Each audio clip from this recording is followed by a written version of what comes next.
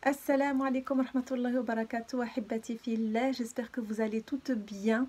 En tout cas, moi, ça va, alhamdulillah. Je suis ravie de vous retrouver pour cette nouvelle vidéo qui concerne la prière. Je souhaiterais partager avec vous quelques petites astuces, des petits conseils de façon très modeste pour rester concentré dans nos prières.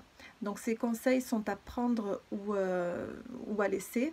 Bien évidemment, ce n'est pas une obligation. Si vous ne les suivez pas, cela n'enlève en rien votre façon de procéder ou de vous préparer à la prière. Ce sont des conseils qui m'ont permis moi en tout cas de me rapprocher d'Allah subhanahu wa ta'ala d'une meilleure façon en améliorant ma concentration et de ressentir cette ambiance de recueillement apaisante durant ma prière et même un bien-être après l'avoir effectuée.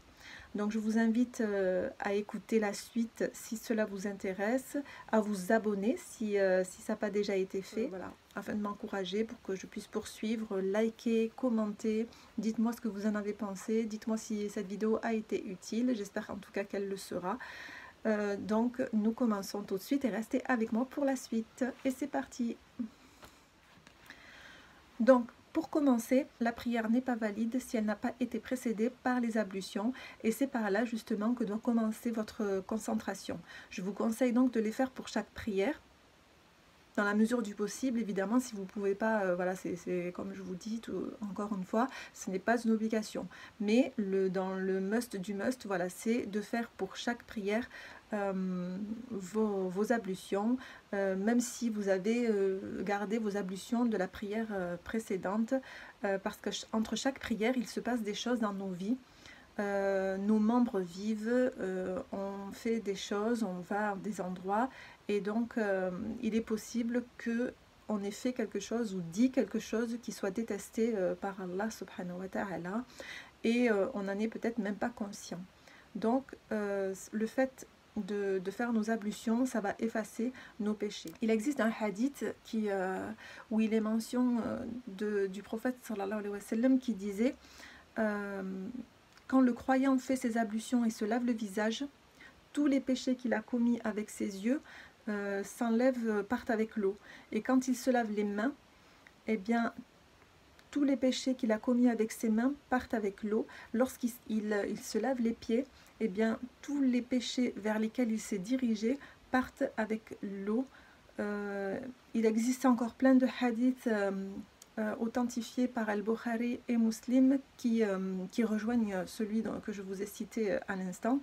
Et voilà la raison pour laquelle je vous conseille justement de faire vos ablutions pour chaque prière. Si vous avez le temps, c'est toujours bien de les faire. On peut aussi également se brosser les dents. Histoire d'avoir une haleine fraîche, un petit coup de brossage de dents. N'oubliez pas que vous allez, vous avez rendez-vous avec Allah subhanahu wa ta'ala, donc ayez au moins une haleine fraîche, ou si vous n'utilisez pas le dentifrice ou voilà, la brosse à dents, vous pouvez toujours utiliser le siwak. Voilà, le siwak, c'est une sorte de bâtonnet voilà, avec lequel vous brossez les dents pour les rendre normalement un peu plus propres. Voilà, c'est fait pour rendre les dents propres. C'est ce qu'ils utilisaient à l'époque, voilà, à la place du dentifrice et de la brosse à dents. Pour le deuxième point, je vous conseille de mettre des tenues de côté que vous garderez exclusivement pour la prière, ou une seule tenue que vous pouvez laver pendant vos menstrues par exemple. Et ça, c'est afin d'éviter que votre abaya de prière traîne dans la cuisine et absorbe les odeurs, qu'elle soit salie par exemple en cuisinant, en faisant la vaisselle, les tâches ménagères et tout ça. Donc que vous soyez maman au foyer, étudiante ou même working girl, gardez vos habits de l'extérieur à l'extérieur avec lesquels vous allez en cours, gardez cela pour les cours ou pour l'extérieur. Voilà, idem pour les abayas de dehors ou de l'intérieur ménage, gardez-les pour l'intérieur, mais ayez une tenue exclusivement pour la prière. Donc je suis sûre que vous serez ravis voilà, de sortir cette tenue toute propre de votre dressing pour chacune de vos prières. Vous pouvez même prendre le soin de la parfumer, voilà, ou de vous parfumer même vous-même. Attention par contre avec les parfums. Moi j'utilise les parfums, alors soit c'est des muscs, ou des parfums bio sans alcool, des parfums naturels où il n'y a pas d'alcool pour éviter de risquer que ma prière ne soit pas valide. Mais c'est une initiative de moi-même. J'essaye de ne pas prier avec du parfum alcoolisé sur moi, voilà, pour mettre tout de mon côté afin que ma prière soit validée par Allah subhanahu wa ta'ala. Je mets un peu de musc même sur mon tapis. Là où je pose mon front, hop, je pose quelques gouttes. C'est toujours agréable de prier avec cette odeur-là. En troisième point, je vous encourage à préparer les sourates que vous allez réciter, c'est-à-dire de vous dire, eh bien, pour cette prière, je vais réciter telle sourate dans la première raka'a et telle sourate dans la deuxième raka'a. Cela pour vous éviter d'avoir un bug et de vous dire, ah mince, quelle sourate je vais pouvoir réciter. Ça évite également que vous perdiez votre temps et que vous perdiez en concentration, celle que vous aurez acquis justement jusque-là. De cette manière, vous pouvez vous concentrer sur la fermeté et la sincérité de vos propos. N'oubliez pas que ce sont les paroles d'Allah et il attend de nous que nous soyons convaincus et sûrs de ce qu'il a révélé. Ensuite, en quatrième point, eh bien, il rejoint le troisième point que je viens de vous citer, à savoir la préparation de vos prières. Vous devez connaître le sens global ou même détaillé. Si vous êtes d'un niveau avancé, tant mieux, Allahumma barak. Je vous conseille donc de prier avec les sourates dont vous connaissez le sens pour rester concentré. Car notre esprit, sûrement, ça arrive à tout le monde, hein, notre esprit il a tendance à vite partir ailleurs. Nos pensées de ce que nous avons pu vivre dans la journée peut venir nous distraire, nous perturber, alors que si on se concentre sur le sens de ce que l'on récite, eh bien on ferme la porte à ces pensées qui nous distraient. Même si ce sont toujours les mêmes sourates, je vous conseille de travailler sur l'apprentissage d'autres sourates en parallèle que vous souhaitez inclure dans vos prières et de lire également le tafsir qui correspond à la sourate que vous aurez appris. Vous pouvez également réciter les sourates que vous êtes en train d'apprendre si vous en avez au minimum 4 versets. Si vous avez commencé à apprendre une nouvelle sourate et que vous avez atteint les 4 premiers versets, eh bien pour vous aider à la mémorisation, vous pouvez toujours les inclure dans vos prières. Comme ça vous aide à les mémoriser tout simplement. Et surtout, n'oubliez pas de lire le tafsir qui correspond. Le tafsir, c'est le sens de la sourate en fait. C'est par exemple à quel moment elle a été révélée, connaître l'histoire en fait de la sourate, pourquoi elle a été révélée, quel événement il s'est passé à ce moment-là. Voilà, ça nous aide toujours à nous concentrer, pardon. Et pour les débutantes, voilà, je vous invite à visionner mes précédentes vidéos où j'ai commencé l'explication de Juz Amma avec comme support le livre Le Coran expliqué aux enfants. Voilà, c'est un livre qui comprend la sourate de An-Nas jusqu'à An-Naba et voilà, avec l'explication de chaque sourate.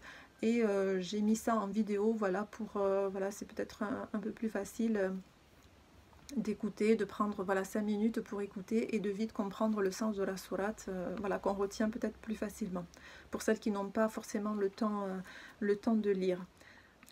Nous allons passer au cinquième point. Celui dont je veux vous parler, c'est quand vous avez terminé votre prière, que vous avez fait votre Attahiyatu Lillah et votre Taslim. D'ailleurs, concernant le Attahiyatu Lillah, sachez qu'il s'agit d'une dua très très très importante. Elle a une très grande valeur et je vais vous délivrer tout de suite le sens afin que vous puissiez bénéficier de ses vertus. Donc le Attahiyatu Lillah, c'est en fait une partie de la conversation entre notre Créateur, subhanahu wa ta'ala, et le prophète sallallahu alayhi wa sallam lors de son voyage à Al-Isra wal-Mi'raj. Lors de ce voyage, quand le prophète Mohammed a rencontré Allah subhanahu wa ta'ala, il n'a pas dit « Assalamu alaykum ». Ainsi, le prophète Mohammed sallallahu alayhi wa sallam a dit Attahiyatu lillah wa tayyibatu wa salawatu lillah, qui veut dire tous les compliments, toutes les prières et tout culte sont pour Allah. Et à ceci, Allah a alors dit Assalamu alayka ayyuhan nabiyyu wa rahmatullahi wa barakatuh. qui veut dire la paix soit au prophète, que la miséricorde et les bénédictions d'Allah soient sur nous. Le prophète Mohammed sallallahu alayhi wa sallam a répondu ceci: Assalamu alayna wa ala ibadillahi salihin, qui veut dire la paix soit sur nous et sur tous les vertueux serviteurs d'Allah. Subhanallah, avec cette réponse, le prophète il a également inclus la Ummah. Il a inclus, voilà, il nous a inclus nous, il ne nous a pas oubliés, alhamdulillah. Et les anges, ils ont entendu cette conversation et disent alors Ashhadu an la ilaha illallah wa ashhadu anna Muhammadan abduhu wa rasuluhu, qui veut dire j'atteste qu'il n'y a pas de divinité digne d'adoration sauf Allah, et je confirme que Muhammad est son prophète et son serviteur. Subhanallah. Alhamdulillah, les anges ont témoigné de ce qu'ils avaient entendu. Lorsque vous avez récité cette dua, donc vous ne pouvez qu'être concentré, vous ne pouvez être que concentré en vous imaginant justement cette conversation voilà, qu'il y a entre notre prophète et notre créateur. Donc pour en revenir au 5e point, mes sœurs, je voulais vous dire que lorsque vous avez terminé votre prière, eh bien prenez le temps de rester dans la même position, prenez le temps pour invoquer Allah, dites à ce moment-là vos doigts, récitez des versets coraniques tels que Ayat al-Kursi qui sont également des doigts avec les deux derniers versets de Surat al-Baqarah. Voilà, prenez vraiment le temps de vous adresser à Allah subhanahu wa ta'ala. Voilà, on passe au 6e point. Comme vous savez que vous allez prier parce que c'est l'heure et parce qu'Allah, ayant parfaitement bien fait les choses, il nous a donné des heures bien définies pour chaque prière. Et là, mes sœurs, organisez-vous.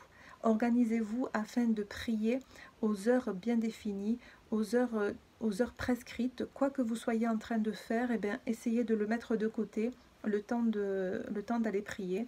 Voilà, surtout au moment de Surat al-Fajr et Surat al-Asr. On appelle ces deux sourates les deux fraîcheurs. Ce sont vraiment les deux prières qu'il ne faut pas négliger. Donc mes sœurs, pour toutes les prières, essayez de ne pas négliger leur temps de prescription. D'ailleurs, dans le Coran, il y a une sourate Al-Ma'un voilà, qui nous met en garde justement. Donc la sourate c'est Bismillahirrahmanirrahim. أرأيت الذي يكذب بالدين فذلك الذي يدع اليتيم ولا يحض على طعام المسكين فويل للمصلين الذين هم عن صلاتهم ساهون الذين هم يراءون ويمنعون الماعون. Dans cette sourate, il est question de la prière justement, dans le verset, donc je vais vite vous le traduire, au nom d'Allah, le tout miséricordieux, le très miséricordieux, vois-tu celui qui traite de mensonge la rétribution, c'est bien lui qui repousse l'orphelin et qui n'encourage point à nourrir le pauvre. Malheur donc à ceux qui prient tout en négligeant et retardant leurs salats, qui sont pleins d'ostentation et refusent l'ustensile à celui qui en a besoin. Donc dans le verset 4 et 5 d'ailleurs, quand on récite la sourate, il est conseillé de ne pas s'arrêter voilà, à malheur donc à ceux qui prient. Parce que ce n'est pas malheur à ceux qui prient, c'est malheur à ceux qui prient tout en négligeant la prière. C'est pour ça que quand on récite la sourate, on ne s'arrête pas à malheur à ceux qui prient. Il est conseillé de continuer voilà, le verset 5 tout en négligeant et retardant leur salat. Donc c'est très important de faire ces prières et de les faire à l'heure. Pour le 7e point, Ahibati fillah, je vais vous conseiller de ne rien laisser en suspens lorsque vous vous apprêtez à faire votre prière. C'est-à-dire de ne rien laisser sur le feu par exemple, parce que du coup, cela va vous perturber et vous ne serez pas concentré pour votre prière. Idem pour le téléphone et la télévision. Mettez votre téléphone en silencieux et éteignez la télévision. Si vous ne pouvez pas l'éteindre parce que vous avez du monde à la maison, eh bien isolez-vous dans votre chambre, qui est d'ailleurs la meilleure pièce dans la maison pour prier. Isolez-vous pour ne pas entendre les discussions, voilà, et pour ne pas être perturbé par la télévision. Et pour finir, un petit bonus, je vous conseille, mes sœurs, de prier chaque prière comme si c'était la dernière prière que vous faites. De cette façon, au fur et à mesure, vous allez parfaire votre prière, vous allez la perfectionner, pardon, et voilà, vous allez faire en sorte à ce que ce soit, si vous vous mettez dans l'esprit que c'est la dernière, eh bien vous allez faire en sorte que ce soit la meilleure des prières. Et voilà, au fil du temps, vous allez à chaque fois améliorer au mieux vos prières. La prière, ahibati fillah, comme vous le savez toutes, c'est ce sur quoi nous serons jugés. Si la prière est validée, toutes les autres actions seront validées. Si notre prière n'est pas validée, malheureusement, il se peut qu'Allah subhanahu wa ta'ala, et lui seul peut juger, voilà, à savoir s'il valide nos autres actes d'adoration ou pas. Voilà, j'espère que cette vidéo vous aura plu, vous aura été utile. J'espère que cela vous aura donné des idées, ça vous aura motivé pour parfaire votre prière justement et lui accorder une plus grande importance. Voilà. N'oubliez pas de liker, de partager, surtout partagez un maximum, commentez, abonnez-vous si ce n'est pas déjà fait. Et voilà, je vous dis dans une prochaine vidéo, Inch'Allah. Je vous laisse sous la protection d'Allah subhanahu wa ta'ala. Assalamu alaikum wa rahmatullahi wa barakatuh.